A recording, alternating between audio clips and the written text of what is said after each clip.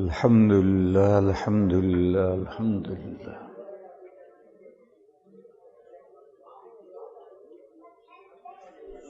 نحمده ونستعينه ونستغفره ونؤمن به ونتوكل عليه ونعوذ بالله من شرور أنفسنا ومن سيئات أعمالنا من يهده الله فلا مضل له ومن يضلله فلا هادي له وأشهد أن لا إله إلا الله وحده لا شريك له وأشهد أن سيدنا ومولانا وحبيبنا وشفيعنا محمدا عبده ورسوله أرسله إلى الناس كافة بشيرا ونذيرا وداعيا إلى الله بإذنه وسراجا منيرا صلى الله تعالى عليه وعلى آله وصحبه وبارك وسلم تسليما كثيرا كثيرا. أعوذ بالله من الشيطان الرجيم. سنة الله في الذين خلوا من قبل ولن تجد لسنة الله تحويلا. وقال النبي صلى الله عليه وسلم تركت فيكم أمرين لن تضلوا ما تمسكتم بهما کتاب اللہ و سنتی.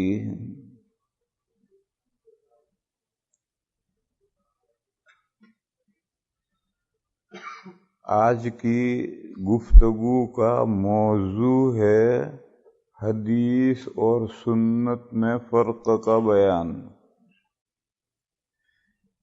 حدیث اور سنت بالکل ڈیفرنٹ، مختلف نہیں ہے، اور حدیث و سنت دونوں سیم یکساں ایک بھی نہیں ہے، تھوڑا سا دونوں میں فرق ہے. اور اسی فرق کی وجہ سے ایک فرقہ اپنے آپ کو اہل حدیث کہتا ہے، وہ اہل سنت نہیں کہتا، اور ہم اپنے آپ کو اہل سنت کہتے ہیں، اہل الحدیث نہیں کہتے. یہ دو الگ الگ نام صاف دلیل ہیں کہ ان میں کچھ فرق ضرور ہے، بالکل ایک دوسرے کے مساوی سیم نہیں ہے. وہ تھوڑا سا جو فرق ہے وہ آج سمجھانا ہے. بزرگوں اور بھائیوں، پہلے اس بات کو یاد رکھو کہ فرقے مذاہب کے اختلاف سے بنتے ہیں، مسالک کے اختلاف سے فرقے نہیں بنتے. مذاہب مذہب کی جمع ہے، اور مذہب ایک اردو میں بھی استعمال ہوتا ہے، ایک عربی میں بھی استعمال ہوتا ہے، لیکن عربی میں معنی اور ہیں، اردو میں معنی اور ہیں.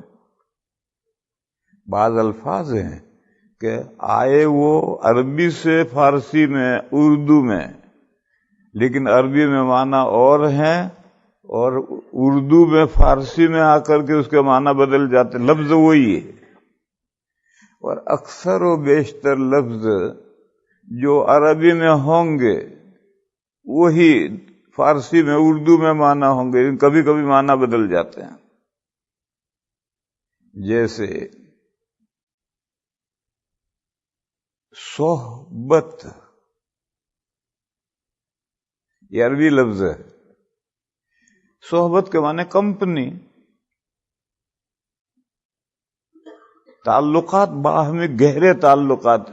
چلتے چلتے سرے راہ کھڑے ہو گئے، دعا سلام علیک سلیک ہو گئی، یہ صحبت نہیں. گہرے تعلقات، روز ملنا جلنا ہوتا ہے، اٹھنا بیٹھنا ہوتا ہے. عربی میں صحبت کے معنی ہے، اور اردو میں صحبت کے معنی ہے انٹر کورس، بیوی سے جمع کرنا. اب دیکھو کتنے معنی بدل گئے.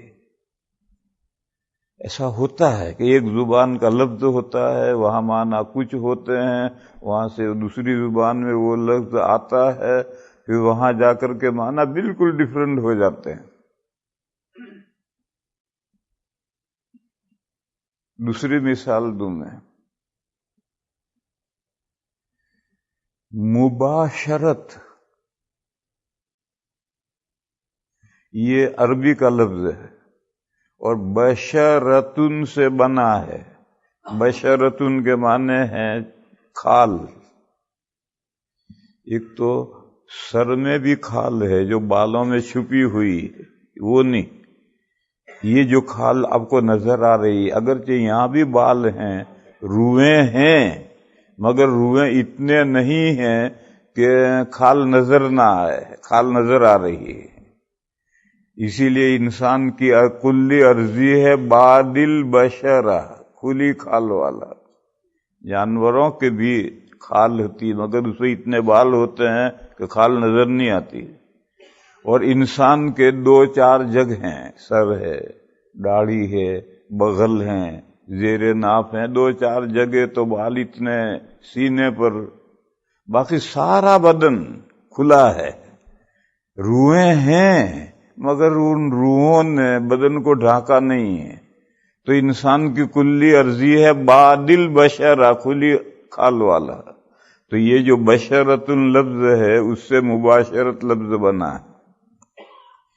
اور عربی میں مباشرت کے معنی ہیں کھال کو کھال کے ساتھ لگانا. اور اردو میں آ کر مباشرت کے معنی انٹر کورس کے ہو گئے، صحبت کرنے کے ہو گئے. اب یہ دونوں زبانوں کا فرق جو نہیں جانتا اس کو بعد مطلب بڑی زبردست غلط فہمی ہو جاتی ہے، دھوکہ ہو جاتا ہے. کئی سال پہلے کا قصہ ہے. میں لندن اترا، انڈیا سے لندن رمضان گزارنے کے لیے لندن اترا. تو ایئرپورٹ پر ایک مولانا موسیٰ صاحب ہیں، اب بولٹن میں رہتے ہیں. وہ ایئرپورٹ پر آئے ہوئے اور مجھ سے ملاقات ہوتے ہی ایک طرف لے گئے اور کہنے لگے مجھے ایک بہت بڑا اشکال ہے، وہ حل کرنے کے لیے پوچھنے کے لیے ایئرپورٹ پر آیا ہوں. میں نے کہا بھئی کیا اشکال ہے؟ کہا بخاری شریف میں روایت ہے نبی پاک صلی اللہ تعالی علیہ وسلم حالت حیض میں حضرت عائشہ سے مباشرت فرماتے تھے. حالت حیض میں تو صحبت کرنا حرام ہے، قرآن میں مسئلہ ہے. اور کہا بخاری شریف میں روایت ہے کہ نبی پاک صلی اللہ تعالی علیہ وسلم حیض کے زمانے میں حضرت عائشہ صدیقہ رضی اللہ تعالی عنہا سے مباشرت فرماتے تھے. تو میں نے کہا وہ مباشرت کے معنی ہے ساتھ لٹانا، ہاتھ لگانا. ساتھ لٹانا، ہاتھ لگانا، یہ حیض کی حالت میں بھی جائز ہے، روزے کی حالت میں بھی جائز ہے. ایک دوسرے کو، شوہر بیوی کو، بیوی شوہر کو ہاتھ لگائے، روزے میں لگاؤ، ساتھ لیٹے، اس سے روزہ نہیں ٹوٹتا. حالت حیض میں ایک دوسرے کو ہاتھ لگائے، بیوی کا پکا ہوا شوہر کھائے، شوہر کا پکا ہوا بیوی کھائے. ایک دوسرے کے ساتھ اگر لیٹ بھی جائیں ساتھ، جب ساتھ لیٹیں گے ہاتھ لگائیں گے تو بدن بدن سے لگے گا، اور ساتھ لیٹیں گے تو بھی جسم میں کہیں نہ کہیں کچھ حصہ بدن کا کھلا ہوتا ہے، وہ کھلا حصہ کھلے حصے کے ساتھ لگے گا۔ میں نے کہا مباشرت کی یہ معنی ہے کہ حیض کے زمانے میں نبی پاک صلی اللہ تعالی علیہ وسلم حضرت عائشہ کے بدن کے ساتھ بدن لگاتے تھے، ہاتھ لگانا بھی اس میں آ گیا۔ کبھی اتفاق کسی خاص مسئلے کی وضاحت کے لیے حالت حیض میں حضور نے اپنے ساتھ حضرت عائشہ کو لٹا لیا، تو یہ بھی اس میں آ گیا، خاموش ہو گئے۔ مگر ان کو تشفی تسلی نہیں ہوئی، جو میں نے مانا ان کو سمجھائے تھے ایئرپورٹ پر، اس کو تسلی نہیں ہوئی۔ میں ان کے چہرے سے سمجھ گیا کہ بندہ سمجھا نہیں ہے، خاموش تو ہو گیا ہے لیکن سمجھا نہیں۔ میں پورے راستے میں سوچتا رہا اس بندے کو کیسے سمجھاؤں، تو یاد آیا کہ یہ لفظ قرآن کریم میں آیا ہے، سورہ بقرہ میں ہے کہ جب آپ اعتکاف میں ہوں تو اس اعتکاف کی حالت میں بیویوں کو شہوت سے ہاتھ مت لگاؤ، بدن مت لگاؤ۔ دیکھو روزے میں تو صحبت کرو گے، روزہ ٹوٹے گا، کفارہ بھی آئے گا، اور اگر اس کے علاوہ بیوی کے ساتھ لیٹا تو غلط کیا اس نے، لیکن اس سے روزہ نہیں ٹوٹے گا۔ لیکن بعض مسائل میں ہاتھ لگانا بھی خواہش کے ساتھ ہاتھ لگانا بھی غلط ہے۔ حج کا یا عمرے کا احرام باندھ لیا، اب احرام کی حالت میں بیوی کو خواہش کے ساتھ ہاتھ لگانا بھی جائز نہیں ہے، رفث کہلاتا ہے۔ یہ رفث یہ ہے کہ بیوی نے احرام میں ہے دونوں، یا ایک احرام میں ہے، جو احرام میں ہے اس نے ہاتھ لگایا اور دل میں گدگدی پیدا ہوئی، تو یہ اس کا نام شہوت ہے۔ شہوت کے معنی بھی بدل جاتے ہیں، عربی میں شہوت کے معنی یہ ہیں دل میں گدگدی پیدا ہو، اور اردو میں شہوت کے معنی ہے انتشار اعلیٰ، عضو کھڑا ہو۔ اب شہوت کے معنی اردو میں اور ہیں، عربی میں اور ہیں، تو دل میں گدگدی پیدا ہوئی۔ اس طرح سے اگر بیوی کو ہاتھ لگایا تو یہ بھی رفث ہے، اور اس سے بھی حج اور عمرہ ناقص ہو جاتے ہیں۔ ایسے ہی اعتکاف میں بیوی آئے باتیں کرے کوئی حرج نہیں، لیکن بدن سے بدن لگے شہوت کے ساتھ، اور شہوت کے معنی وہی کہ دل میں گدگدی پیدا ہو۔ گدگدی کے لیے میرے پاس کوئی انگریزی لفظ نہیں جو میں سمجھاؤں، یوں سمجھو دل میں ایک حرکت پیدا ہو، میلان پیدا ہو۔ یہ حرکت ہوئی دل میں، میلان ہوا اور بیوی کی طرف، یہ جو میلان ہوا یہ گدگدی ہے۔ تو اعتکاف میں بیوی سے بات ہو سکتی ہے، اعتکاف میں بیوی ملنے بھی آ سکتی۔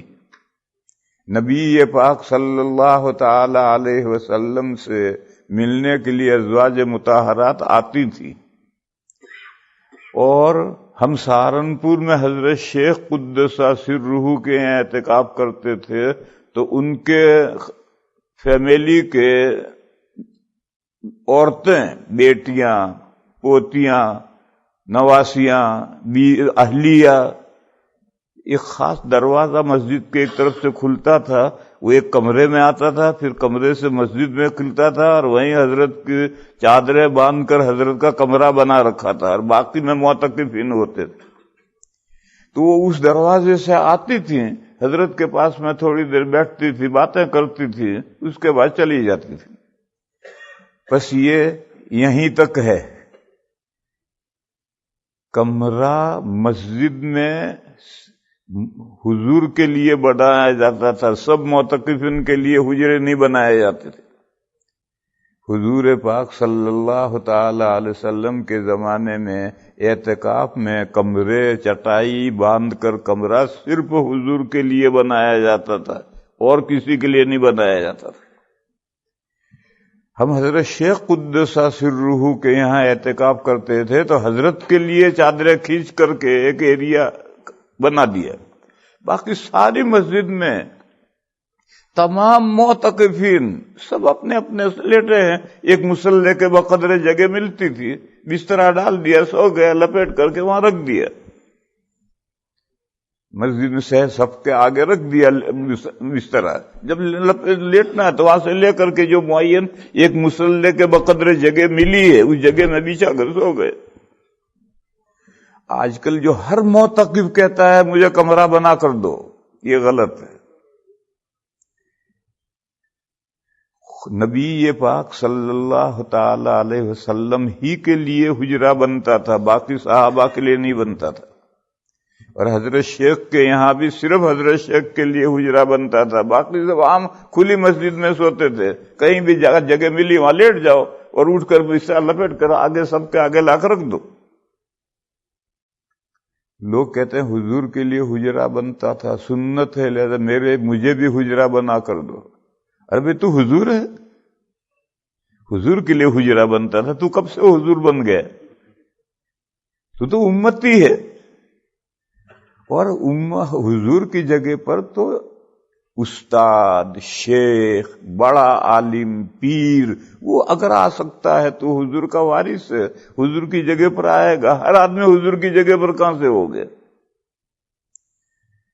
ہمارے محلے میں ایک بڑے میاں ہیں، اب تو بہت بوڑھے ہو گئے، بھائی عزیز ٹھیکیدار، ایک جب وہ جوان تو نہیں، جب وہ توانا تنومند تھے تو ایک مرتبہ میرے پاس آئے اور آ کر انہوں نے کہا کہ یہ مسجد میں جو چٹائیاں، جو چادریں تان کر حجرہ بناتے ہیں اعتکاف کے لیے، تو یہ معتکف اس حجرے کے اندر کیا کرتا ہے؟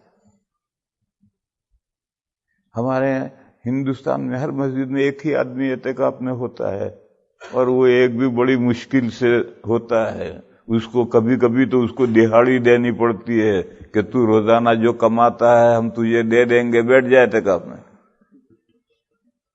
ہمارے یہاں انڈیا میں یہ بھی کرنا پڑتا ہے، اور اس کی وجہ کیا ہے؟ ہمارے یہاں مسجدیں بہت ہیں، تمہارے یہاں مسجدیں یہاں سے چلو گے تو 100 کلومیٹر کے بعد میں مالکھم آئے گا، 100 کلومیٹر کے بعد اسکاربورو آئے گا، اور ہمارے یہاں میرے گھر سے ایکول ڈسٹینس پر 3 مسجدیں ہیں، 1 منٹ کے واکنگ ڈسٹینس ہے، قلم رکھ کر 1 منٹ چلتا ہوں تو پہلی سب میں کھڑا ہوتا ہوں، یہاں سے یوں یوں اور یوں، ایکول ڈسٹینس پر 3 مسجدیں ہیں۔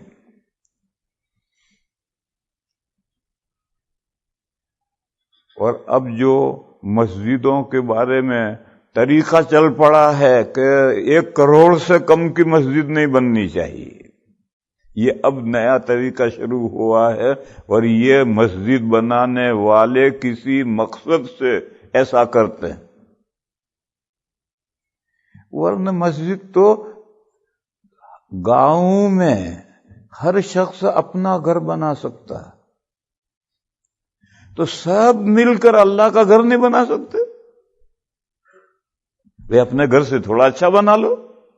نہیں، ذرا سے گاؤں میں مسجد بنی ہے، لندن تک اور ٹورنٹو تک چندہ ہو رہا ہے، ارے بھی سارے گاؤں کے لوگ اپنا گھر بنا سکتے ہو، سب مل کر اللہ کا ایک گھر نہیں بنا سکتے؟ نہیں، 1 کروڑ کی مسجد ہونی چاہیے، تبھی گاؤں کی شان ہوگی، وہ کسی مقصد سے بنانے والے سب ایسا کرتے ہیں، ورنہ مسجد کے بارے میں کانسیپٹ یہ ہے، تصور یہ ہے کہ جیسے اپنے گھر، اس سے کچھ اچھا اللہ کا گھر۔ آخر حضور مدینہ میں ہجرت کر کے آئے تھے تو حضور نے اور صحابہ نے مل کر مسجد نبوی کھڑی کر دی تھی، کوئی چندہ کرنے کہیں نہیں گئے تھے، اور چندہ ہوا بھی تھا۔ کعبہ شریف کی تعمیر نو ہوئی جب نبی پاک صلی اللہ علیہ وسلم کی عمر مبارک 35 سال کی تھی، تب تعمیر نو ہوئی، تو مکہ ہی میں چندہ ہوا، وہ چندہ کم رہ گیا تو حتیم کو باہر نکال کر کعبہ چھوٹا بنایا۔ وہ بھی چندہ کرنے جا سکتے تھے، نہیں گئے۔ اب یہ سلسلہ چل پڑا کہ ذرا سا کام کرنا ہو، ایک جگہ محلے کا مکتب ہے، 25-50 بچے چھوٹے چھوٹے پڑھ رہے ہیں، اب لندن تک، اب نیو یارک تک، ٹورنٹو تک اس کے چندے ہو رہے ہیں۔ ارے بھئی یہ تو چندہ محلہ کر دے گا، اگر اس طرح سے گاؤں کا ہر مکتب چندہ کرنے نکل جائے گا تو کیسے کام چلے گا؟ گاؤں کا مکتب تو گاؤں ہی مل کر چلاتا ہے، ہر ایک گھر کے ذمے پیسہ ڈالتے ہیں۔ تو بات دوسری طرف چلی گئی، تو میرے ذہن میں آیا کہ قرآن کریم میں آیت ہے وَلَا تُبَاشِرُوهُنَّ وَأَنْتُمْ عَاكِفُونَ فِي الْمَسَاجِدِ، تو میں نے سوچا کہ مسجد میں پہنچ کر حضرت تھانوی کا ترجمہ مسجد میں رکھا ہوگا، اسے دیکھوں حضرت نے اس کا کیا ترجمہ کیا ہے۔ تو آ کر میں نے مسجد میں دیکھا تو حضرت نے ترجمہ کیا ہے کہ اعتکاف میں شہوت سے، خواہش سے، جو گدگدی میں نے لفظ استعمال کیا تھا اس کے لیے دوسرا لفظ ہے خواہش، دل کا چاہنا۔ اعتکاف میں بیوی کو شہوت سے، خواہش سے ہاتھ مت لگاؤ۔ یہ نے ترجمہ کہ میں نے وہ لا کر ان کو دکھایا کہ دیکھ توبہ شروع ہونا کا یہ ترجمہ ہے، تو اس نے کہا ہاں اب سمجھ میں آیا۔ جب تک میں نے قرآن میں وہ ترجمہ توبہ شروع ہونا کا نہیں دکھایا اس بندے کو اطمینان نہیں ہوا۔ ایسے اردو کے جو معنی ہے مباشرت کے، وہ دماغ میں ایسے بیٹھے ہوئے گھسے ہوئے کہ نکلتے ہی نہیں۔ تو میں سمجھائے رہا ہوں کہ زبانوں کے اختلاف سے معنی بدلتے ہیں۔ مذہب، اردو میں مذہب کے معنی ہیں دین، ریلیجن، دین اسلام، دین یہودیت، دین نصرانیت، دین، ریلیجن۔ مذہب کے معنی اردو میں یہ ہیں، عربی میں یہ معنی نہیں ہے۔ عربی میں اس کے لیے لفظ دین ہے، دین اسلام۔ مذہب اسلام عربی میں نہیں کہیں گے، دین اسلام کہیں گے۔ اور مذہب جانے کی جگہ، جانے کی جگہ، یہاں سے پیسیج میں پہنچو، اب 3 طرف ایگزٹ ہے، ایک سامنے ایگزٹ ہے، ایک ادھر ایگزٹ ہے، ایک ادھر ایگزٹ ہے۔ یہ باہر نکلنے کی 3 جگہ ہیں، یہ 3 مذہب ہیں۔ جانے کی جگہ ہیں، باہر نکلنے کی جگہ ہیں، 3 طرف ایگزٹ ہے۔ تو عربی میں یہ معنی ہے مذہب کے، جانے کی جگہ۔ اور اردو میں معنی اس کے ریلیجن کے ہیں، مذہب کے ہیں۔ تعلیم الاسلام جو بچوں کو پڑھاتے ہیں، جو حضرت مفتی کفایت اللہ صاحب کی کتاب ہے، اس میں ہے پہلا سوال ہے، سوال تم کون ہو؟ یعنی مذہب کے لحاظ سے تمہارا کیا نام ہے؟ جواب مسلمان۔ یہ پہلا سوال جواب ہے، سوال تم کون ہو، یعنی مذہب کے لحاظ سے تمہارا کیا نام ہے؟ جواب مسلمان۔ یا سے معلوم ہوا کہ اردو میں مذہب کے معنی ریلیجن کے ہیں، دین کے معنی ہے۔ اسی لیے یہ جو غیر مقلدین ہیں، جو 4 مذہب ابو حنیفہ، مذہب شافعی، مذہب مالکی، مذہب حنبلی، اس کو نہیں مانتے، ان کو اردو میں کہا گیا لا مذہب، تو ان کو بہت غصہ آیا، ہم مسلمان نہیں جو لا مذہب کہتے ہو۔ تو ان کا یہ غصہ صحیح تھا۔ پھر بعد میں لوگوں نے اردو میں لا مذہب کہنا چھوڑ دیا۔ ایک زمانے میں ان کے لیے لفظ استعمال کیا گیا لا مذہب، تو انہوں نے سخت غصہ کیا کہ ہم مسلمان نہیں ہیں، لا مذہب کیوں کہتے ہو ہمیں؟ لیکن عربی میں آج بھی وہ لوگ لا مذہب کہلاتے ہیں اور ان کا طریقہ لا مذہبیہ کہلاتا ہے، اور لا مذہبیہ کے نام سے عربی میں کتابیں ہیں، اور کوئی برا نہیں مانتا۔ کیوں برا نہیں مانتا؟ عربی میں مذہب کے معنی ہی اور ہے، اور اردو میں مذہب کے معنی ہی اور ہے۔ عربی میں جو مذہب کے معنی ہیں اس کے لیے اردو میں مسلک لفظ استعمال ہوتا ہے، مسلک۔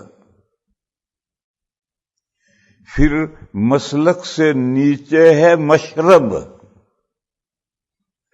مسلک کے کیا معنی؟ چلنے کا راستہ۔ سامنے ایگزٹ ہے، 3 آدمی نکلے یہاں سے پیسیج میں، تینوں سامنے والی ایگزٹ سے نکلیں گے، مگر ایک یوں چل رہا، دوسرا یوں چل رہا، تیسرا یوں چل رہا۔ یہ ہر ایک کا جو روش ہے، چلنے کا راستہ ہے، یہ مسلک ہے۔ گھر سے نکل ابھی اور آگے بڑھو، گاؤں پر کنواں ہے، اور آگے بڑھو، گاؤں میں تالاب ہے۔ بنگال میں ہر کھیت میں ہر جگہ پر تالاب ہیں، اسی میں سے پانی لاتے ہیں، پیتے ہیں، وہاں جا کر کپڑے دھوتے ہیں، نہاتے ہیں۔ وہاں تالاب پر گھاٹ بنے ہوئے ہوتے ہیں، وہیں اتر کر کے نہانے کا، وضو کرنے کا، گھڑا بھر کر لانے کا جگہ بنی ہوئی ہوتی، اس کو گھاٹ کہتے ہیں۔ 2 بندے چلے، ایک اپنے گھر سے، دوسرا اپنے گھر سے، اور ایک تالاب کی طرف جا رہے ہیں، تو راستے تو ان کے الگ الگ ہوں گے، یہ مسلک ہے۔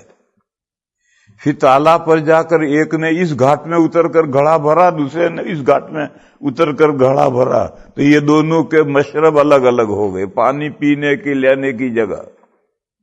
تو یہ سب الفاظ ہے۔ اب قاعدہ سمجھو،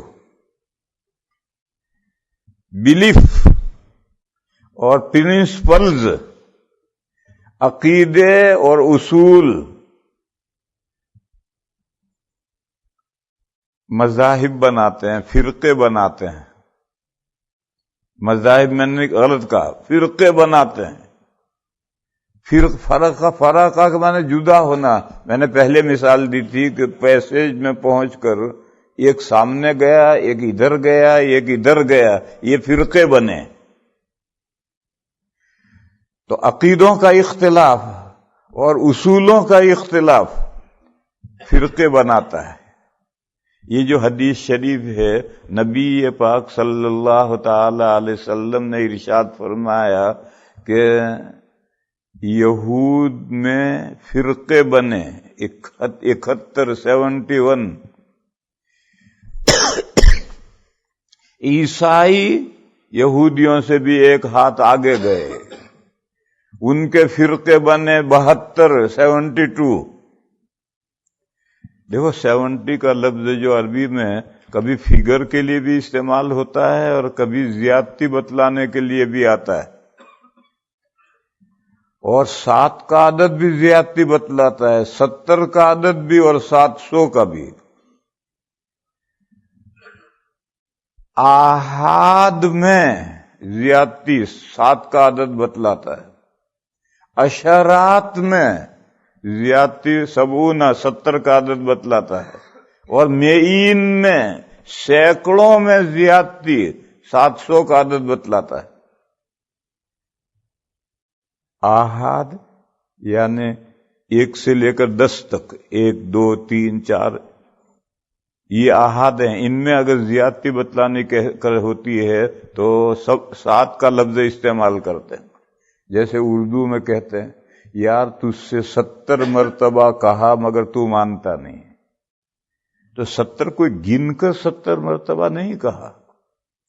اردو میں کہتے ہیں تجھے 18 مرتبہ سمجھایا مگر تو سیدھا نہیں ہوتا، تو 18 کا مطلب گن کر 18 نہیں ہے۔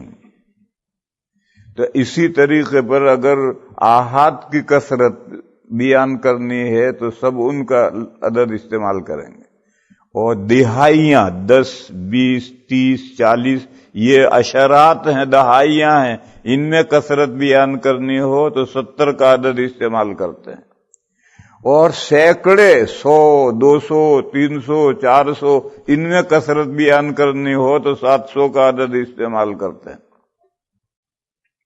یہ عربی کا اصول ہے، طریقہ ہے۔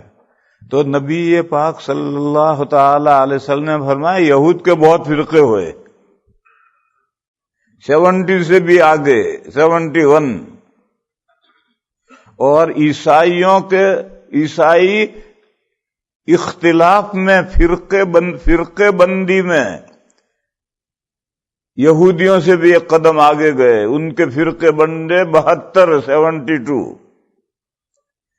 نبی پاک صلی اللہ تعالی علیہ وسلم نے فرمایا کہ میری امت میں فرقے عیسائیوں سے بھی زیادہ ہوں گے، ایک قدم میری امت اور آگے بڑھے گی، میری امت میں 73 فرقے ہوں گے، 73۔ ایسا کیوں؟ قاعدہ یاد رکھو بھائی، کمیونٹی چھوٹی ہو تو اختلاف کم ہوگا، جتنی بڑی کمیونٹی وہ بڑھتی چلی جائے گی اتنے فرقے بھی بڑھتے چلے جائیں گے۔ کمیونٹی کی مدت تھوڑی ہو تو فرقے کم رہیں گے، اور مدت لمبی ہو تو فرقے بڑھتے چلے جائیں گے۔ یہ 2 قاعدے یاد رکھو۔ دیکھو چھوٹی ملت ہے سکھوں کی، سردار جی جو ہیں سکھ ہیں، ان کی چھوٹی سی ملت ہے، ساری دنیا کے سکھوں کی گنتی 25 لاکھ بھی شاید نہ نکلے۔ تو ان میں بھی اختلاف ہیں، سکھوں میں بھی اختلاف ہیں، جو پارٹیاں ہیں، جو فرقے ہیں، مگر اتنے زیادہ نہیں ہیں۔ سکھوں سے آگے جوئش ہیں، یہ بھی دنیا میں چند لاکھ ہیں، اتنی چھوٹی کمیونٹی ہے، تو ان میں بھی طرح طرح کے اختلافات ہیں، لیکن چھوٹی کمیونٹی ہے تو فرقے بھی کم ہوں گے۔ اور عیسائی بہت پھیلی ہوئی امت، اور اسلام مسلمان اس سے بھی زیادہ پھیلی ہوئی امت، تو اب جب عیسائیوں میں فرقے بندی ہوگی تو وہ یہودیوں سے آگے جائے گی، سکھوں سے آگے جائے گی، اور مسلمانوں میں جب فرقہ بندی ہوگی تو عیسائیوں سے بھی آگے جائے گی۔ ایک تو یہ ہے۔ دوسرا، مدت عمر۔ موسیٰ علیہ السلام کے مذہب کی مدت عمر ہے عیسیٰ علیہ السلام تک، اور موسیٰ علیہ السلام کے بعد جو انبیاء بنی اسرائیل آئے وہ تو تورات ہی کی تبلیغ کرتے تھے، تو عیسیٰ علیہ السلام تک ان کی مدت عمر ہے۔ پھر تو آگے جو آج عیسائیت ہے وہ تو عیسیٰ علیہ السلام کی نہیں ہے، یہ تو پولوس ایک رسول تھا ان کا، اس کی چلائی ہوئی گڑی ہوئی ہے عیسائیت چل رہی۔ تو مدت عمر یہ کتنی ہے؟ 2000 سال۔ موسیٰ علیہ السلام سے لے کر عیسیٰ علیہ السلام تک 2000 سال ہیں، ان کی مدت عمر اتنی۔ اور اسلام کی مدت عمر، اچھا عیسائیوں کی مدت عمر عیسیٰ علیہ السلام سے لے کر نبی صلی اللہ علیہ وسلم کی تشریف آوری تک، حضور تشریف لائے عیسائیت منسوخ۔ حضور اور عیسیٰ علیہ السلام کے درمیان میں کتنی مدت ہے؟ 600 سال، 600 کچھ اوپر سال ہیں، 600 سال کا فاصلہ ہے عیسیٰ علیہ السلام اور حضور میں، تو اس کی مدت عمر اتنی ہے۔ جوئش کی مدت عمر 2000 سال تھی، ان کی 600 سال ہے، اور اسلام کی مدت عمر قیامت تک ہے۔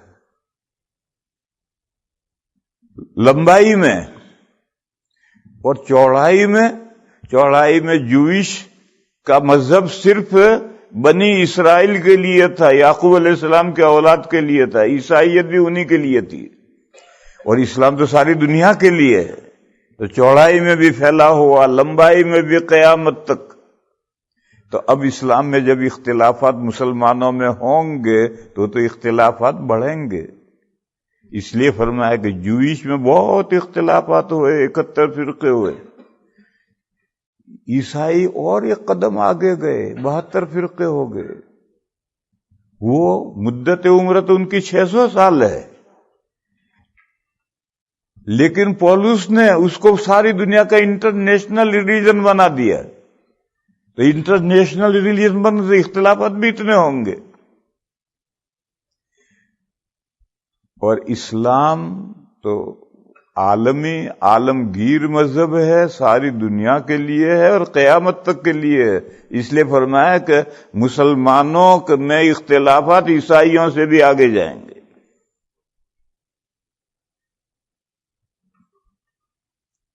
دوسری وجہ، درخت جب نکلتا ہے اور اس میں سے شاخیں پھوٹتی ہیں، تو شروع میں 3 شاخیں پھوٹی، پھر 3 شاخوں میں سے 3 شاخیں پھوٹی، پھر ہر شاخ میں سے 10 شاخیں پھوٹی. جتنا درخت بڑا ہوتا چلا جائے گا اتنی شاخیں پھیلتی جائیں گی، اور جتنا درخت چھوٹا ہوگا اتنا شاخیں کم ہوں گی. اب میرے بھائیو سمجھو کہ دین جو اللہ نے نازل کیا ہے وہ تو ہمیشہ دین اسلام نازل ہوا ہے. آدم علیہ السلام سے جو بھی دین آیا ہے وہ دین اسلام آیا ہے. ان الدین عند اللہ الاسلام. مگر موسیٰ علیہ السلام سے پہلے کا زمانہ معلوم نہیں ہے. یہ تو قرآن نے ابراہیم علیہ السلام کا ذکر کیا، نوح علیہ السلام کا ذکر کیا، آدم علیہ السلام کا ذکر کیا تو ہم کچھ جاننے لگے، ورنہ تو وہی جو کہتا تھا کہ بندر سے انسان پیدا بنا ہے، ان کے مذہب میں پتہ ہی نہیں کہاں سے بنا. تو آخر کہیں سے انسان کو بنانا تو ہے ہی، تو کہا بندر سے بنا. ہم بھی یہی کہتے اگر ہمارے پاس میں یہ قرآن میں تفصیلات نہ ہوتی. اللہ کا شکر ہے کہ ہمارے پاس میں یہ موسیٰ علیہ السلام کے سے لے کر بعد کا زمانہ، اس کے احوال دنیا کو معلوم ہے. کیوں معلوم ہے؟ موسیٰ علیہ السلام کی امت موجود ہے، صحیح غلط جیسی بھی ہو. اس سے پہلے انبیاء کی کسی کی امت موجود نہیں ہے. ابراہیم علیہ السلام کی امت بھی موجود نہیں ہے، نوح علیہ السلام کی امت بھی موجود نہیں ہے. تو کیسے وہ احوال ہمیں معلوم ہوں گے؟ اور موسیٰ علیہ السلام کی امت موجود ہے، اور موسیٰ علیہ السلام کی کتاب بھی موجود ہے، چاہے وہ تحریف شدہ ہو، بگڑی ہوئی ہو، لیکن کتاب ہے. تورات موجود ہے، اور تورات کے بعد جو کتابیں نازل ہوئی، انجیل، زبور، وہ بھی موجود ہیں. لیکن تورات سے پہلے کی آسمانی کتابیں موجود نہیں. صحف ابراہیم علیہ السلام کے صحیفے موجود نہیں ہیں. اور اول الرسل نوح علیہ السلام ہے، اور رسول پر تو کتاب آتی ہے. تو نوح علیہ السلام پر کتاب کون سی آئی آج موجود نہیں ہے. یہ ہندو کہتے ہیں کہ جو 4 وید ہیں، ان کے یہاں مذہبی کتابیں وید ہیں، وہ کہتے ہیں یہ نوح علیہ السلام کے لڑکوں پر نازل ہوئی ہیں، کہتے ہیں، لیکن آج موجود تو نہیں ہے. اور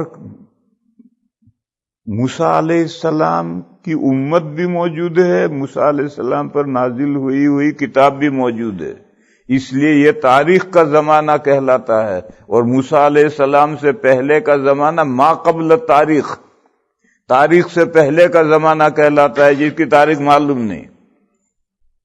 یہ تو اللہ کا شکر ہے کہ قرآن کریم نے انسانیت کی بگننگ سے تھوڑی تھوڑی تاریخ بیان کر دی، تو ہم روشنی میں آ گئے. ورنہ ہمارا بھی وہی حال ہوتا کہ ہم کہتے کہ انسان بندر سے بڑھتے بڑھتے انسان بن گیا، یہی کہتے اور کیا کہتے.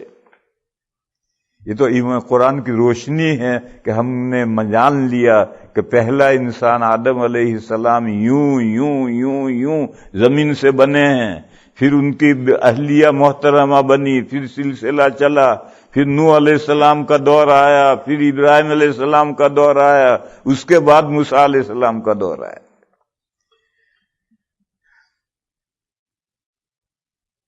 تو اب جب ما قبل تاریخ کا وہ زمانہ ہے جس کے احوال ہمیں معلوم نہیں، اس لیے حضور نے بیان شروع کیا کہ جوئش میں بہت اختلاف ہوا. جوئش سے پہلے کیا ہوا، جوئش سے پہلے معلوم نہیں، وہ بیفور ڈیٹ ہے، تاریخ سے پہلے کا زمانہ ہے. لیکن اتنی بات ہم جانتے ہیں کہ جب تنا نکلتا ہے تو تنے میں سے شروع میں شاخیں نکلتی ہیں تو 2 4 5 شاخیں نکلتی، پھر جوں جوں آگے شاخیں بڑھیں گے کہ شاخوں میں سے شاخیں، شاخوں میں سے شاخیں. تو دین تو اسلام آیا ہے، وہی دین اسلام موسیٰ علیہ السلام پر آیا، سب سے پہلے اس کے ماننے والے شاخیں، اس میں اختلاف ہوا. پھر وہ جب ماننے والے بگڑ گئے تو پھر وہ دین اسلام عیسیٰ علیہ السلام پر آیا، آگے درخت بڑھا تو اور اختلافات بڑھے گا. پھر وہ بگڑ گیا تو پھر آخری مرتبہ دین اسلام نبی پاک صلی اللہ علیہ وسلم پر بڑا پہنچا، نازل ہوا، اور حضور کے بعد قیامت تک یہ درخت پھیلتا چلا جائے گا. جتنا پھیلتا چلا جائے گا اتنے ہی شاخیں بڑھتی چلی جائیں گے. یوں اختلافات کی کثرت اس امت میں اس وجہ سے کہ جوئش میں بھی کثرت ہے. جوئش سے بیان اس لیے شروع کیا کہ اس سے پہلے کا احوال نہیں معلوم. جوئش کی امت موجود تھی، مدینہ میں یہودی تھے، پھر بھی اس کے بعد میں کرسچن کا ذکر کیا، مکے میں عیسائی تھے، اور پھر حضور نے اپنی امت کا ذکر کیا کہ میری امت 73 فرقے بنے گی. پچھلی کثرت میں اور اس امت کی کثرت میں، کثرت اختلاف، اس امت کی کثرت میں اور اس امت کی کثرت میں ایک فرق حضور نے بیان کیا، فرمایا پچھلی امتوں میں جب اختلافات شروع ہوا تو حق گم ہو گیا، اور حضور کی امت میں جب اختلافات شروع ہوگا قیامت تک ہوتا رہے گا لیکن حق گم نہیں ہوگا. حدیث شریف میں ہے لا تزال طائفۃ من امتی ظاہرین علی الحق لا یضرهم من خذلهم حتی یاتی امر اللہ. برابر میری امت کی ایک جماعت طائفۃ من امتی دین حق پر رہے گی اور غالب رہے گی. ظاہرین علی الحق، غالب ہونے والی ہوگی حق پر. کوئی کتنی بھی ان کی مخالفت کر دے، ان کا اس جماعت کا بال بیکا نہیں کر سکے گے، وہ دین حق پر غالب رہے گی. ایسی ایک طائفہ میری امت میں ہمیشہ رہے گا. پچھلی امتوں میں ایسا نہیں ہوا. جب امتوں میں اختلاف ہوا تو صحیح جماعت رل گئی، گم ہو گئی. کوئی موسیٰ علیہ السلام کے صحیح دین پر رہا ہی نہیں. عیسیٰ علیہ السلام کی امت میں اختلافات ہوئے تو حق رل گیا، کوئی حق برحق رہا ہی نہیں. اور اس امت کے ساتھ اللہ کا معاملہ یہ ہے کہ اس امت میں بھی بہت اختلافات ہوں گے، اور نہ جیسے مسائل میں اختلاف ہوں گے. برطانیہ میں چلے جاؤ، امریکہ میں چلے جاؤ، کینیڈا میں چلے جاؤ، نہ جیسے مسئلے، شہری کب بند کرنی ہے، کب شروع کرنی ہے، نماز عشاء کتنے بجے پڑھنی ہے، شہری کتنے بجے بند کرنی ہے، نہ جیسے مسئلے ہیں، مگر جھگڑے جھگڑے جھگڑے. عید کب کرنی ہے، اس جگہ جھگڑے جھگڑے. ایک ایک گھر میں 2 سحریاں، 3 سحریاں ہو رہی ہیں، ایک ایک گھر کے اندر 2 3 عیدیں ہو رہی ہیں. نہ جیسے مسئلے میں اہل حق میں جھگڑے. اور ایشیا میں چلے آؤ، کوئی جھگڑا نہیں. وہاں جھگڑے ہیں، شیعہ سنی وغیرہ جھگڑے ہیں، لیکن یہ چھوٹے چھوٹے مسائل میں جھگڑے نہیں ہیں.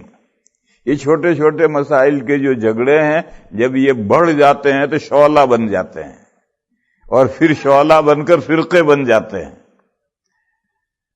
تو میں سمجھا رہا تھا کہ جتنا درخت بڑھتا چلا جائے گا، دین اسلام ایک درخت ہے، جوں جوں زمانہ بڑھتا چلا جائے گا اس میں اختلافات بڑھتے چلے جائیں گے، اور اسلام میں ہمیشہ ایک فرقہ دین حق پر غالب کیوں رہے گا؟ اب کوئی اور دین نہیں آنا، بس دنیا میں اندھیرا چھا جائے، ہدایت کی روشنی باقی ہی نہ رہے، تو کل قیامت کو اللہ تعالی بندوں کی پکڑ کیسے کریں گے؟ ان سے پکڑ کریں گے، تم نے یہ کام، یہ عقیدہ تمہارا کیوں تھا، یہ عمل تمہارا کیوں تھا؟ تو وہ کہیں گے خدایا ہمیں کسی نے صحیح عقیدہ بتایا ہی نہیں، صحیح عمل بتایا ہی نہیں، ہماری سمجھ میں جو آیا وہ ہم نے رکھا۔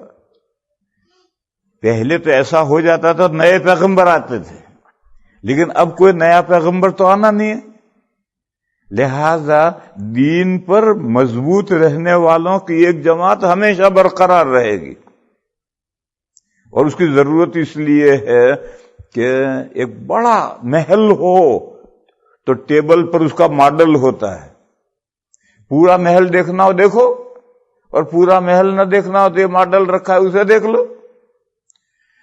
اسلام کی ایک کتاب دعوت ہے، وہ کتاب دعوت قرآن کریم میں ہے، یہ قرآن کریم ہے، یہ اسلام کی کتاب دعوت ہے، لوگوں کو دین اسلام کی طرف بلانے کے لیے کتاب ہے، مگر یہ تو عربی میں ہے، اور ساری دنیا کے لیے اسلام آیا ہے، ساری دنیا تو اسلام نہیں جانتی، ساری دنیا تو عربی نہیں جانتی،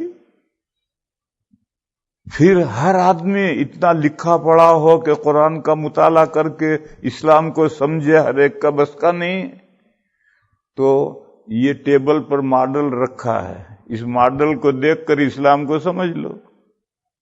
یہ جو طائفہ ہے، ایک جماعت جو دین حق پر مضبوط جمی ہوئی ہے، یہ ہمیشہ رہے گی، تاکہ جو پڑھنا لکھنا نہیں جانتے وہ مسلمانوں کو دیکھ کر اسلام کو سمجھیں۔ میرے بھائیوں، پہلے ماڈل اور کتاب دعوت میں اکارڈنگ تھی، جو قرآن دعوت دیتا ہے وہی امت مسلمہ اس کا ماڈل تھی۔ آج ماڈل بگڑ گیا، قرآن کچھ کہتا ہے، مسلمان نمونہ اپنا کچھ کا کچھ پیش کرتے ہیں۔ آج غیر مسلموں کو کنفیوژن ہے کہ اسلام کون سا ہے، یہ جو ہولی بک میں ہے اسلام وہ اسلام ہے، یا یہ جو امت ہے مسلمان کہلاتے ہیں یہ جو کرتے ہیں یہ اسلام ہے؟ یہ کنفیوژن ہے، پہلے کنفیوژن نہیں تھا۔ اسلام کی کتاب دعوت قرآن اور ماڈل امت مسلمہ اکارڈنگ تھے، جو قرآن کہتا وہی یہ امت رکھی۔ تو قرآن پڑھنا جانتا ہے پڑھ، نہیں پڑھنا جانتا ہے ماڈل دیکھ اور اسلام کو سمجھ۔ اس لیے قیامت تک ہر زمانے میں امت میں ایک جماعت ایسی ضرور رہے گی جو دین حق پر ہے، کوئی اس کو مٹانا چاہے۔ جیسے یورپ کی کنٹریز، امریکہ، برطانیہ وغیرہ اس ماڈل کو مٹانا چاہتے ہیں کہ ماڈل ستیہ ناش ہو جائے، کرتے ہیں اپنے والی کوشش، بگاڑتے ہیں بھی ماڈل کو۔ دنیا میں مسلمانوں کے جتنے ملک ہیں، اولاً تو ہیں ملک کتنے چھوٹے چھوٹے ملک ہیں، ان سب میں سربراہ انہوں نے اپنے پڑھائے ہوئے بٹھا دیے۔ لے اب ملک کا ماڈل کہاں اسلام کا رہے گا؟ آج دنیا کے کسی ملک، مسلمانوں کے ملک میں چلے جاؤ، ماڈل اسلامی رہا ہی نہیں۔ کیوں؟ وہاں انہوں نے سربراہ اپنے پڑھائے ہوئے بٹھا دیے، اب انہی کی تعلیمات پر پورا ملک سنور رہا۔ لیکن بہرحال اس بگڑے ہوئے ماحول میں بھی اہل حق کی ایک جماعت رہے گی، دیندار لوگوں کی ایک جماعت رہے گی، اور جن کو ہر کوئی سمجھتا ہے کہ یہ اصلی صحیح مسلمان ہے۔ جا کے مارکیٹ میں پوچھو، مارکیٹ میں 3-4 قسم کے مسلمان ملیں گے۔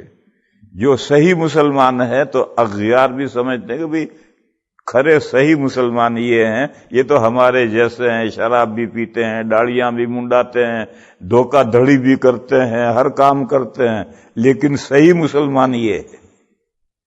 غیر بھی یہ بات جانتے ہیں، فیصلہ کرتے ہیں، بس وہ قرآن کریم کو اس ماڈل کے ذریعے سے سمجھ سکتے ہیں۔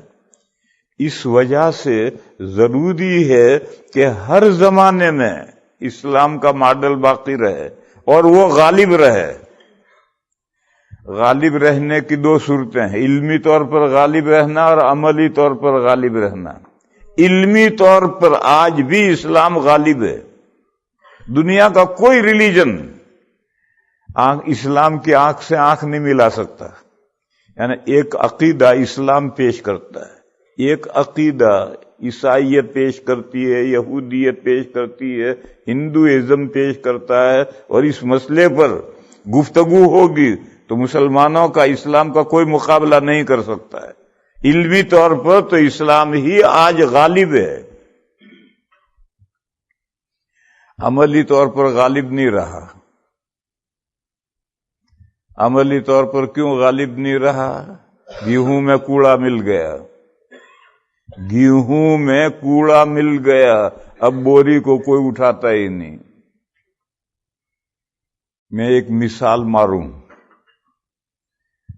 گیہوں کی دکان پر 4 بوریاں بھری ہوئی رکھی ہیں۔ ایک بوری ہے جس کو دکاندار نے صاف کروا کر کنکر دن کا چنوا کر، بالکل ایک کنکر نہیں ہے، بوری بھر رکھی ہے، بھاؤ چل رہا 1500۔ گاہک آیا، دکاندار نے کہا دیکھ یہ بوری صاف کر کے رکھی، اس میں ایک کنکر نہیں ہے، لیکن اس کے پیسے ہیں 1600۔ تو گاہک کرے سوچے گا کہ میں گھر لے جا کر کے مزدور لگا کر صفائی کرواؤں گا تو بھی 100 روپے تو خرچ ہوں گے، ہو سکتا ہے 100 سے بھی زیادہ خرچ ہو جائیں، میں اسی بوری کو لے لوں، 100 روپے زائد دے دوں، کیا حرج ہے؟ فوراً اٹھائے گا، اس بوری کو لے جائے گا۔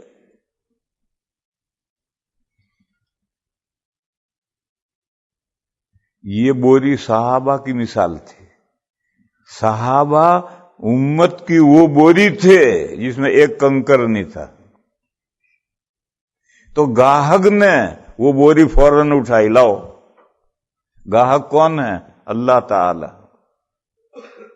قرآن کریم میں ہے ان اللہ اشتری من المؤمنین انفسهم واموالهم بان لهم الجنہ، بے شک اللہ نے مومنین سے خرید لیے ہیں، خریدار اللہ ہیں۔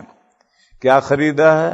مومنین کی جانیں خرید لی اور مومنین کے مال خرید لیے۔ کیا دیں گے اللہ؟ جنت، جنت کے عوض میں خریدے ہیں۔ بس اب ہماری جانیں اور ہمارے مال ہمارے نہیں رہے، کس کے ہو گئے؟ خریدار کے ہو گئے۔ خریدار نے آ کر سودا کر لیا، وہ چیز خریدار کی ہو گئی۔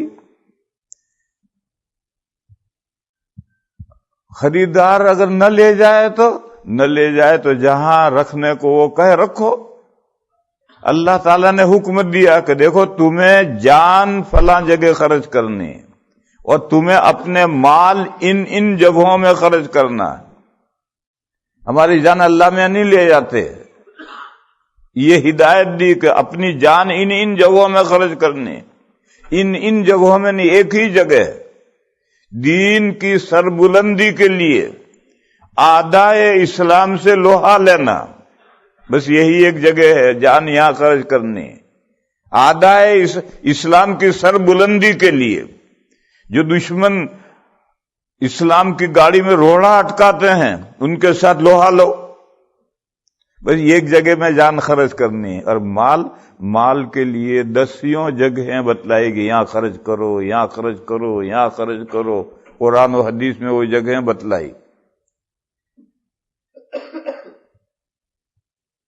اور اجرت کب ملے گی؟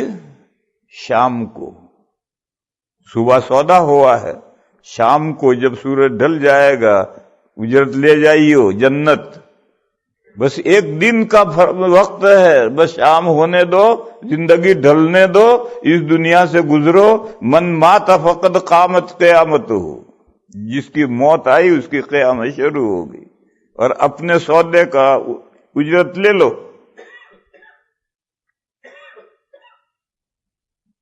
تو خریدار اللہ تعالی، اللہ تعالیٰ نے یہ بوری اٹھا لی اور ایکسٹرا 100 روپے زائد قیمت دی۔ صحابہ جدھر بڑھ گئے، کامیابیوں نے بڑھ کر ان کے قدم چومے۔ دوسری بوری، اس میں جیسا عام طور پر بوری میں کلو 1.5 کلو کنکر مٹی تن کے ہوتے ہی ہیں، اس میں بھی ہے۔ عام طور پر ہر بوری میں کلو 1.5 کلو جب صفائی کرواؤ گے تو کلو 1.5 کلو کوڑا نکلے گا۔ اس کی قیمت ہے 1500۔ یہ 1500 کائی کی قیمت ہے، 100 کلو کی ہے۔ ان 100 کلو میں 1.5 کلو تو کوڑا ہے، اس کوڑے کی بھی یہی قیمت ہے۔ 100 کلو کے پیسے دے کر لاتا ہے، 1.5 کلو کوڑا نکال کر پھینک دیتا ہے، اور اس کوڑے کے بھی پیسے دے کر آیا ہے۔ یہ بات کی بوری ہے، صحابہ کے بات کی بوری ہے۔ ایک لمبے زمانے تک کوڑا پیدا ہوا، امت مسلمہ میں کوڑا پیدا ہوا، لیکن کوڑے کی مقدار بہت تھوڑی رہی، تو گاہک اس کو بھی لے گئے۔ اللہ نے ان کو بھی نصرت فتح دی، ان کو بھی کامیابیاں دی، اور اسلام دنیا میں پھیلتا چلا گیا۔ پھر زمانہ آگے بڑھا تو بوری میں 5 کلو کوڑا ہو گیا۔ 95 کلو گیہوں ہے۔ گاہک آیا، اس نے کہا دیکھ بھائی یہ بوری ہے، اس میں کوڑا ہے، دیکھ لے۔ اب وہ ہاتھ ڈالتا ہے، ارے بھی بہت کوڑا ہے، ارے بھی بہت کوڑا ہے، ارے بھی بہت کوڑا ہے۔ دکاندار نے کہا لے جا 1400 میں، لے جا 1300 میں، 200 روپے بھاؤ کم کر دیے۔ اب اس کے دماغ کا کیلکولیٹر شروع ہوا کہ اگر اسے لے جاؤں گا میں تو 5 کلو تو کوڑا نکلے گا، تو گویا 95 کلو گیہوں رہ جائیں گے، 5 کلو گیہوں کم ہو جائیں گے، اور اتنا صفائی کرنے کے لیے 50 روپے مزدوروں کو دینا پڑیں گے، اور 50 روپے جو ہیں گیہوں کی قیمت۔ اب اس نے کہا پھر بھی میرا 100 روپے کا فائدہ ہے، تو لے لے گا۔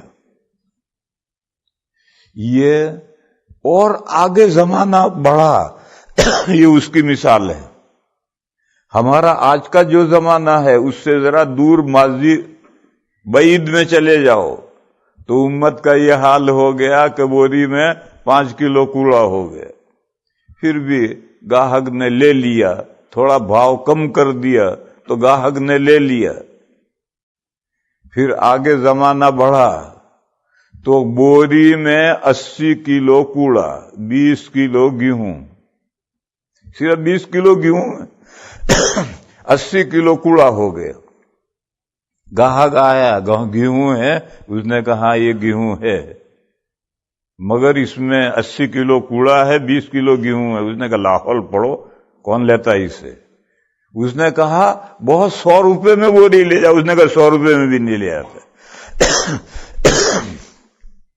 حالانکہ اس میں 20 کلو گیہوں ہیں، اگر وہ 20 کلو گیہوں الگ کر لیے جائیں تو اس کی قیمت آئے گی، لیکن 80 کلو کوڑے کے ساتھ جب وہ ملی رہے اس کی کوئی قیمت کوئی نہیں اٹھائے گا۔ میرے بھائیو، آج جو مسلمانوں کی بوری ہے یہ 4تھی قسم کی بوری ہے، اس میں 80 کلو کوڑا ہے، 20 کلو گیہوں ہیں، گاہک اٹھاتا ہی نہیں ہے، اللہ کی نصرت اور مدد آتی ہی نہیں ہے۔ ہمارا منہ ہی کیا ہے کہ جو نصرت اور مدد آئے؟ ہماری بوری کی صورت حال ہی یہ ہو گئی ہے۔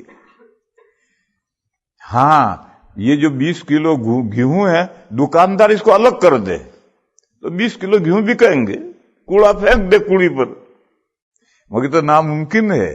دنیا کے مسلمانوں میں سے گیہوں کو الگ کر دینا، کوڑے کو الگ کر دینا ناممکن ہے. بس جب ناممکن ہے تو وہ ناممکن جب تک ممکن نہیں بنے گا مدد نہیں آئے گی. ایک لطیفہ سناؤ. جب ہندوستان میں بابری مسجد شہید کی گئی تو دیوبند میں ہمارے محلے سے آگے ایک چوراہا ہے، اس کا نام ہے ریتی.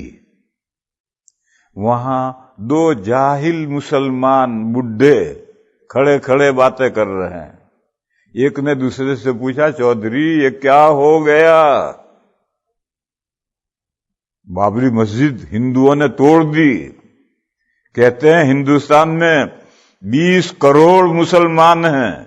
کہتے ہیں 20 کروڑ مسلمان ہیں اور ہندوؤں نے ان کے سینے پر مونگ ڈلے اور ان کی مسجد توڑ دی. یہ کیا ہو گیا؟ تو دوسرے چودھری نے کہا، کیا ہو گیا؟ اللہ میاں ایک ہی تو ہیں. وہ ہندوؤں کے لارے لگ گئے. لارے مانے لائن، ہندوؤں کی لائن میں لگ گئے. اللہ میاں ایک ہی تو ہیں، وہ ہندوؤں کے لارے لگ گئے. تب مسلمانوں کی مسجد ٹوٹ گئی. تو اللہ تعالیٰ کبھی مسلمانوں کو سزا دینے کے لیے دوسروں کے لارے لگتے ہیں. بیت المقدس کے بارے میں آیت، یہ جویش کے بارے میں آیت ہے کہ ہمیشہ یہ رسوا رہیں گے. الا بحبل من اللہ وحبل من الناس. اگر وہ اللہ کی رسی پکڑ لیں، جویش ایمان لے آئیں تو ذلت دور ہو جائے گی. یا اگر ایمان نہ لائیں، اللہ کی رسی نہ پکڑیں تو لوگوں کی رسی پکڑ لیں، امریکہ کی رسی پکڑ لیں، یورپ کی رسی پکڑ لیں تو رسوائی دور ہوگی. آج لوگ کہتے ہیں کہ دنیا کی ذلیل ترین قوم ضربت علیہم الذلۃ والمسکنہ بیت المقدس کی مالک بنی بیٹھی ہے، مسلمانوں کے سینے پر دن دن آ کر مونگ ڈل رہی ہے اور کوئی آنکھیں نہیں ملا سکتا اس سے. ایسا کیوں ہے؟ اسی کو اس نے کہا کہ اللہ میاں ایک ہی تو ہیں. وہ ہندوؤں کے لارے لگ گئے، ان کی لائن میں جا کر کھڑے ہو گئے تو ہمارے ساتھ اللہ میاں رہے ہی نہیں، تو ہمارے پاس مدد کہاں سے آئے گی؟ ہماری مسجد توڑ لی ہندوؤں نے. تو اسی طریقے پر صورتحال یہاں ہے. بھائی پاڑیا افریقہ کی تبلیغی جماعت کے امیر تھے، بہت بھلے آدمی تھے، بہت اچھے آدمی تھے. انتقال ہو گیا، اللہ ان کے درجات بلند کرے، مغفرت تامہ فرمائے. انہوں نے خود مجھ سے سنایا کہ ہم جماعت لے کر قریہ خلیل میں گئے. وہ تبلیغی جماعت کے ساؤتھ افریقہ کے امیر تھے. ہم جماعت لے کر کے قریہ خلیل بیت المقدس کے پاس میں گاؤں ہے جہاں کہتے ہیں کہ حضرت ابراہیم علیہ السلام وہاں رہتے تھے اور وہاں قبر بھی ہے ان کی. یہ سب بوگس باتیں ہیں. رہتے تھے یا نہیں رہتے تو معلوم نہیں، لیکن قبر صرف آقائے نامدار کی قبر متعین ہے. اس کے علاوہ دنیا میں کسی نبی کی کوئی قبر متعین نہیں ہے، اور جو بھی نسبتیں ہیں وہ سب بوگس ہیں، جھوٹی ہیں. صرف سرکار مدینہ کی قبر متعین ہے، اس کے علاوہ کسی نبی کی قبر نہیں. تو حضرت ابراہیم کی قبر بھی نہیں ہے، بلکہ لوگ تو کہتے ہیں کہ یہ جو سعودیہ میں جدہ ہے، جدہ کے بارے میں دادی ہیں، اور پہلے انہوں نے جدہ کے قبرستان میں دادی حوا کی قبر بنا رکھی تھی. یہ دادی حوا کی قبر ہے. بوگس. یہ گورنمنٹ آئی سعودی، اس نے توڑ دیے سب، تمام قبرستانوں میں سے مقبرے گنبد سب توڑ دیے، وہ بھی توڑ دیے. ورنہ انہوں نے دادی حوا کی قبر بنا رکھی تھی کہ جدہ یعنی دادی. تو دادی کہاں ہے؟ یہ لیٹی. ہمارے یہاں سورج ضلع میں ایک گاؤں ہے چاسا، اس کے 3 کونوں کی طرف 3 مزار ہیں. تو ایک نے چوتھی طرف ایک اور مزار بنا دیا فرضی. لوگوں نے کہا یہ کیا کیا؟ اس نے کہا دیکھو یہ چاسا ہے، یعنی 4 شاہ ہیں، 3 شاہ تو یہ رہے، چوتھا کہاں ہے؟ میں نے بنایا. اب جب ایک بوگس بنایا تو سب بوگس ہو گئے. وہ کون سا بنایا تھا بوگس وہ معلوم نہیں. اور جب وہ معلوم نہیں تو سبھی بوگس ہو گئے. تو قریہ خلیل میں یہ حضرت ابراہیم علیہ السلام وہاں رہتے تھے، چلو اس کو تو مان لو، لیکن یہ کہ وہاں ان کی قبر ہے یہ بات مانی نہیں جائے گی. حضور کی قبر کے علاوہ کسی نبی کی کہیں کوئی قبر نہیں ہے. کہا ہم گئے وہاں تو مسجد بند تھی، ہم نے کھولا تو سب گرد غبار کوڑا پڑا ہوا، ہم نے سب نے جماعت نے مل کر مسجد صاف کی. پھر میں گاؤں میں گشت کیا، لوگوں سے کہا بھئی آؤ مسجد میں، تو لوگوں نے یہ جواب دیا کہ ہمارا قبلہ اللہ میاں نے ہم سے لے کر ہمارے دشمنوں کو دے دیا ہے، لہذا اللہ پہلے ہمارا قبلہ ہمیں واپس کریں تب ہم مسجد میں آئیں گے. یہ جواب دیا اور مسجد میں نہیں آئے. یہ کہا ہمارا قبلہ اللہ میں نے ہم سے لے کر کے ہمارے دشمنوں کو دے دیا، پہلے اللہ میں ہمارا قبلہ واپس کریں تب ہم مسجد میں آئیں گے، اس کے بغیر نہیں آئیں گے. ارے تمہارا قبلہ لے کر تمہارے دشمنوں کو اس لیے دیا ہے کہ تم اس قبلے کی حفاظت کے قابل نہیں رہے تھے، اس لیے تمہارے دشمنوں کو دے کر کے تمہیں بتلایا کہ دیکھو یہ سزا بھگتو.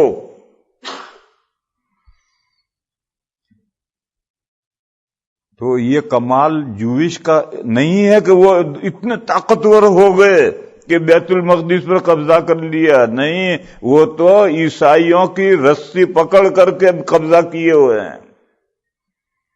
تو دوسرے کی رسی پکڑنے سے بھی ایسا ہوتا ہے. تو میرے بھائیو، بات دوسری طرف چلی گئی. میں تو سمجھا یہ رہا تھا کہ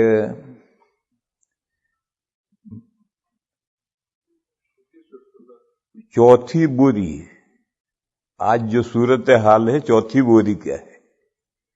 جب اس میں امت میں 20% ہی صحیح دین پر عمل کرنے والے رہے، 80% تو کوئی ٹوٹلی اسلام کے اگینسٹ چل رہا ہے، کوئی پارشیلی اسلام کے اگینسٹ پر چل رہا ہے.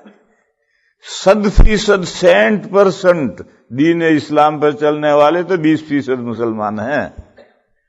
بس اب ایسی صورت میں کس منہ سے امید رکھی جائے اللہ کی مدد کی؟ جو کچھ ہمیں مل رہا ہے اسی کو غنیمت سمجھو. تو اس چودھری نے کہا کہ اللہ میاں ایک ہی تو ہیں، وہ ہندوؤں کے لارے لگ گئے تو ہماری مسجد ٹوٹ گئی. اور ہندوؤں کے لارے کیوں لگے؟ مسلمانوں کو سزا دینے کے لیے. جیسے بیت المقدس جو ہمارے دشمنوں کے ہاتھ میں کیوں دی اللہ نے؟ یہ ہمیں سزا دی ہے کہ تم بیت المقدس کی حفاظت کے قابل نہیں رہے، تم بابری مسجد کی حفاظت کے قابل نہیں رہے، اس لیے سزا دی ہے.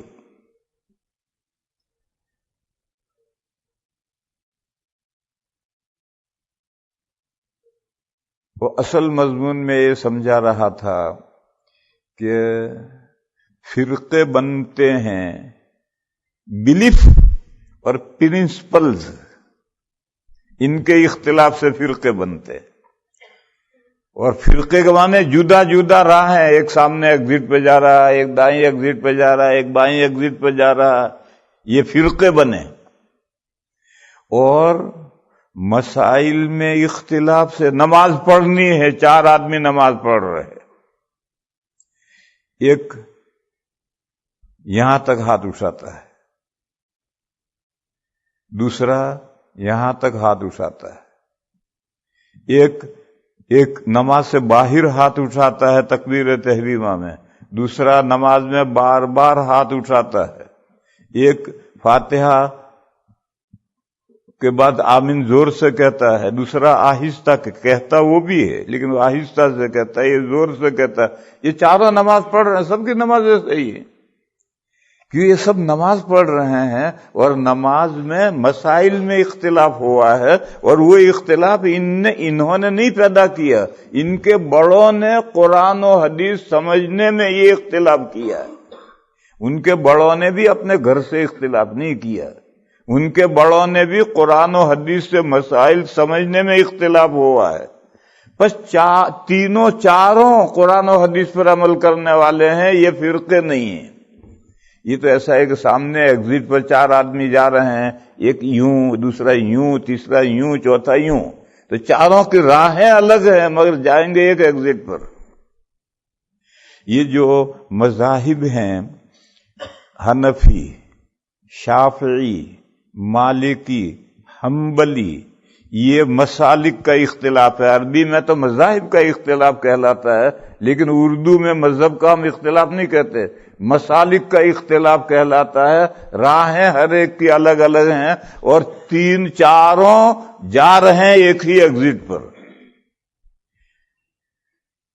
اور جب امت میں پرنسپلز اور بلیف میں اختلاف ہوتا ہے تو پھر اب جب لوگ الگ الگ راہوں پر، ایک دائیں ایگزٹ پر جا رہا ہے، ایک بائیں ایگزٹ پر جا رہا ہے، ایک سامنے ایگزٹ پر جا رہا ہے، یہ اسلامی فرقے ہیں۔ اور یہ جو فقہا کی 4 مسالک ہیں، یہ 4 مسلک ہیں، راہیں الگ الگ ہیں، ان چاروں میں نہ بلیف میں کوئی اختلاف ہے نہ پرنسپلز میں کوئی اختلاف ہے۔ یہ چاروں اہل سنہ والجماعہ ہیں۔ جو اہل سنہ والجماعہ کے عقیدے ہیں وہی عقیدے ان کے ہیں۔ اور پرنسپلز، قرآن حجت ہے، قرآن کے بعد سنت حجت ہے، حدیث نہیں، سنت حجت ہے، سنت کے بعد اجماع امت حجت ہے، اور اجماع امت کے بعد میں مجتہدین کا اجتہاد حجت ہے۔ یعنی قرآن و حدیث میں جو آیتیں اور حدیثیں ہیں ان میں جتنا آیا ہے اتنا ہی مراد نہیں ہے۔ ان آیتوں اور حدیثوں کی ڈیپ میں جاؤ، اندر تہ میں موتی ہیں، وہ موتی لاؤ باہر، علت نکال کر لاؤ، اور وہ علت جہاں جہاں تک بڑھے گا حکم بڑھے گا۔ رات میں نے مثال دی تھی کہ سود کی حدیث میں 6 چیزوں کا ذکر ہے۔ اصحاب ظواہر کہتے ہیں بس 6 چیزوں میں سود ہے، کوئی 7ویں چیز میں سود ہے ہی نہیں۔ 4 فقہا کہتے ہیں نہیں، یہ فار ایگزامپل 6 چیزوں کا بیان ہے، ان کی ڈیپ میں جاؤ، علت نکال کر لاؤ، اور جہاں جہاں وہ علت پائی جائے سب میں سود ہے۔ یہ ایک پرنسپلز ہے کہ نصوص کی گہرائی میں جائیں نہ جائیں۔ اصحاب ظواہر کہتے ہیں نہیں، گہرائی میں نہیں جائیں گے، نص کے اوپر جو کچھ حکم دکھ رہا ہے بس اس پر عمل کرو کافی ہے، گہرائی میں نہیں جانا۔ اور 4 فقہا کہتے ہیں کہ نہیں، تمام نصوص معلل ہیں، قرآن کی آیتیں بھی معلل ہیں، حدیثیں بھی معلل ہیں، ان کی گہرائی میں جانا ہے اور علت نکال کر لانا ہے۔ یہ 4 فقہا کے پرنسپلز ہیں، قرآن، پھر سنت، حدیث نہیں، پھر اجماع امت، پھر اجماع امت کے بعد میں مجتہدین کا قیاس۔ اور مجتہدین کے قیاس کا کیا مطلب؟ اس کو بھی نہیں سمجھتے لوگ۔ مجتہدین کے قیاس کا مطلب ہے قائسین ہیں، ظاہرین نہیں ہیں۔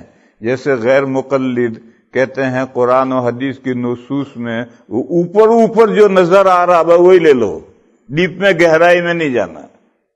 4 ائمہ کہتے ہیں کہ نہیں، ہر نص کی گہرائی میں اترو، اور جس حکم کی جو بنیاد ہے وہ بنیاد نکھار کر کے لاؤ باہر، اور اس بنیاد کے تحت میں جتنی چیزیں آئیں وہاں سب جگہ قرآن و حدیث کا حکم آگے بڑھے گا۔ یہ 4 کے پرنسپلز ہیں، 4 اس میں متفق ہیں۔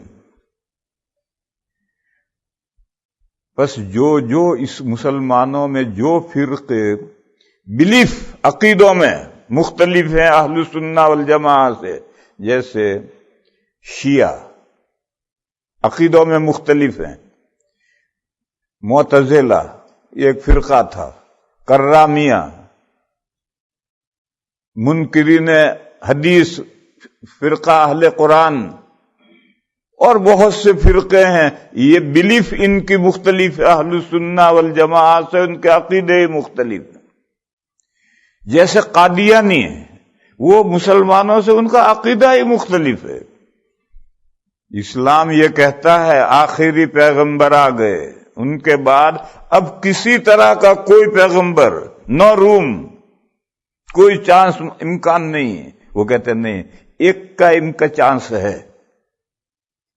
وہ بھی یہ کہتے ہیں کہ نبوت ختم، 9 روم، مگر ایک مرزا غلام احمد قادیانی حضور کے بعد آیا۔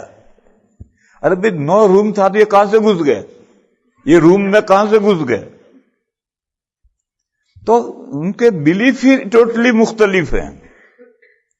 اسی طریقے سے وہ فرقے جن سے بلیف میں تو اختلاف نہیں ہے، پرنسپلز میں اختلاف ہے، وہ قرآن کے بعد آگے کچھ مانتے ہی نہیں۔ تو فتاوی رحیمیہ میں لکھا ہے کہ مسلمان ہی نہیں ہے۔ ارے حدیث بھی تو قرآن کی طرح سے وحی ہے، ایک وحی کو مانتا ہے، دوسری وحی کو کیوں نہیں مانتا؟ جو لوگ کہتے ہیں کہ قرآن کے بعد حدیث، سنت نہیں، سنت کی تخصیص نہیں، عام حدیث، کوئی بھی حدیث مل جائے، اور انہوں نے اپنا نام رکھا ہم اہل حدیث ہیں۔ 4 اماموں کے ماننے والوں نے کہا نہیں ہم اہل حدیث نہیں، ہم اہل سنہ ہیں۔ تو یہ اصول میں اختلاف ہو گیا، قرآن کے بعد میں کیا چیز حجت ہے؟ حدیث حجت ہے یا سنت حجت ہے؟ چلو جو بھی حجت ہے آگے بڑھو۔ سنت اور حدیث کے بعد پھر اجماع امت حجت ہے۔ یہ فرقہ جو اپنے آپ کو اہل حدیث کہتا ہے وہ کہتا ہے اجماع کوئی چیز نہیں، کسی کا وہ اجماع حجت نہیں ہے، صحابہ کا اجماع کا وہ بھی حجت نہیں۔ حضرت فاروق اعظم کے زمانے میں 20 رکعت تراویح پر اجماع ہوا، وہ نہیں مانتے۔ حضرت عثمان کے زمانے میں ایک اذان جمعہ کی بڑھی، صحابہ کا اتفاق سے وہ نہیں مانتے، وہ کہتے اجماع کوئی چیز نہیں۔ ہم نے کہا نہیں اجماع بھی حجت ہے، تو ہمارا نام کیا ہوا؟ اہل السنہ والجماعہ۔ جماعہ کے معنی امت کی جماعت کسی بات پر متفق ہے، تو بھی امت کی جماعت کے اتفاق کے لیے ایک بات ضروری ہے، اور وہ ہے کسی اثر کی بنیاد پر اجماع ہوگا، بغیر اثر کے اجماع نہیں ہو سکتا، یا پھر حاجت کی وجہ سے اجماع ہوگا۔ تو اثر یا حاجت چاہیے، بلا وجہ اجماع نہیں ہو سکتا۔ تراویح 20 رکعت، تو اس کے لیے 2 حدیثیں ہیں، وہ کہتے ہیں ضعیف ہیں۔ ضعیف ہیں تو کیا آسمان ٹوٹ پڑا؟ ہیں تو انہوں نے ضعیف کو موضوع کر دیا، وہ موضوع نہیں ہے۔ 1400 سال سے ضعیف حدیثیں صحیح حدیثوں کی کتابوں ہی میں لکھی جاتی رہی ہیں، پر جب یہ حدیث موجود ہے کہ حضور ہر رات میں 20 رکعت نفلیں پڑھتے تھے تنہا، اور 2-3 رات جو نماز پڑھائی ہوئی 20 رکعت پڑھائی، اس کی بنیاد پر حضرت عمر کے زمانے میں اجماع ہوا، اور حضرت عثمان کے زمانے میں ایک اذان جو امام منبر پر آ گیا تو ایک اذان ہوتی تھی 2 مقصد سے۔ مسجد میں آئے ان کو اطلاع، نمازیں بند کرو، امام صاحب تقریر کے لیے آ گئے ہیں، اور ابھی مسجد میں نہیں آئے ان کو اطلاع، حی علی الصلاۃ، نماز کو آ جاؤ۔